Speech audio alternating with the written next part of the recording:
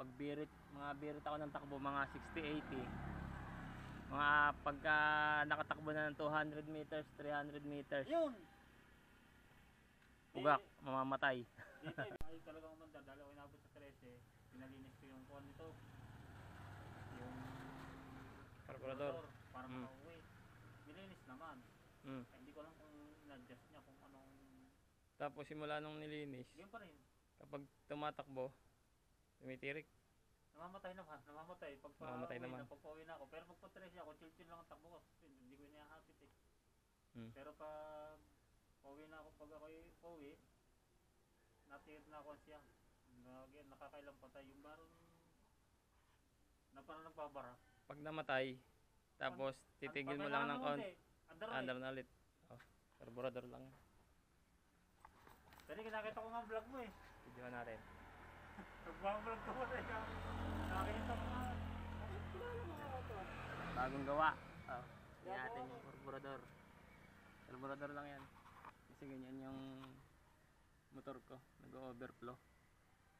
In-adjust yung floater. Iyan naman, yung nag-iabot. In-adjust ko yung floater. Yung iyo. Pag mga birit ako ng takbo, mga 60-80. Mga pagka nakatakbo na ng 200 meters, 300 meters, Yun! ugak, mamamatay. Dito, ibibigyan ko dito eh. Ganun yun. Simula dito, ahon to eh. Hindi Yan, sigurado ahon to kasi. simula dito, hanggang siguro hanggang may kanto. Yan, iba na andar. Nakikiramdam na ako sa minibela ko. Maya patay na. Tapos, Mamaya nga. Tapos mga siguro minuto o 1 minuto. Buhay na eh. tama ka sa video. Yan lang, carburetor lang. Ayusin natin yung adjust ng floater. Yung alam na para mamatay, para nataas ba yung kanyang nataas ang minor. minor, yun. Ganun yun. Tumataas ang minor. Kasi wala nang nawawala yung nahihigop na gas ng pilot jet. May filter na nga yan eh. Gas load jet. Nilagyan nila ng filter. Sige. Sa atin. Magbiyak ng nyog.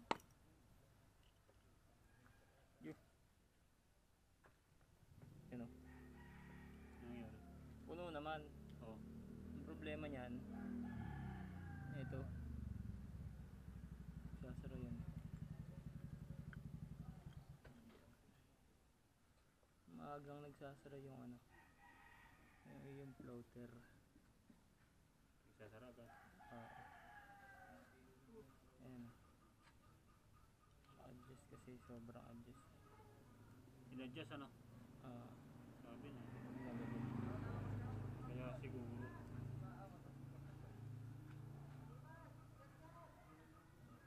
Angat eh. Ito, pantay lang dapat dyan. Naku, sobrang adjust niya. Sobrang babaw. Nakatingala.